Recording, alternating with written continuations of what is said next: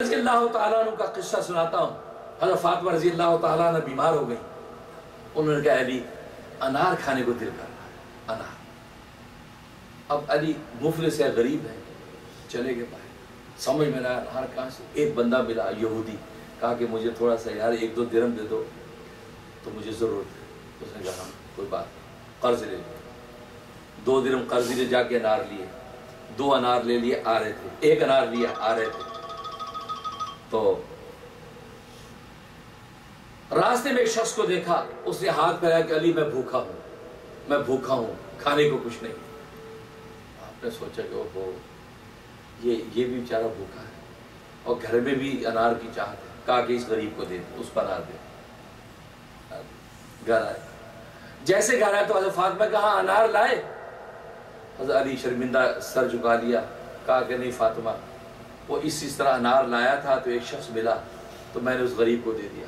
حضرت فاطمہ نے فرمایا کہ علی تو نے جس وقت اس کو یہ انار دیا ہوگا، عین اسی وقت اللہ تبارک و تعالی نے میرے دل کو انار سے سیراب کر دیا۔ تکبیر، اللہ اکبر۔ اس وقت اللہ نے میرے دل کو انار سے سیراب کر دیا، اب مجھے انار کی کوئی حاجت نہیں ہے، میری طبیعت بھی اچھی ہو گئی، اب مجھے انار کی ضرورت نہیں۔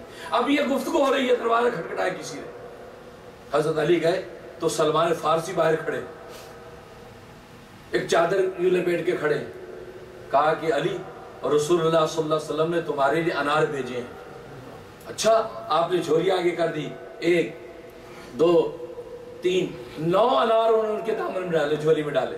حضرت علی نے گنا 9، فرمایا کہ نہیں سلمان یہ میرے لیے نہیں ہے۔ کہا کہ کیوں؟ رسول اللہ نے دیے تمہارے لیے ہیں۔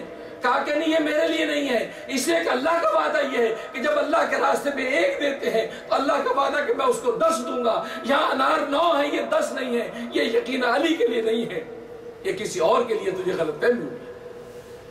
تو سلمان نے 10واں انار نکالا، کہا میں تیرے ساتھ مذاق کر رہا تھا، اور رسول اللہ نے 10 انار بھیجے۔ کہا کہ ہاں اب یہ علی کے لیے ہیں، 10 انار لے کر اندر۔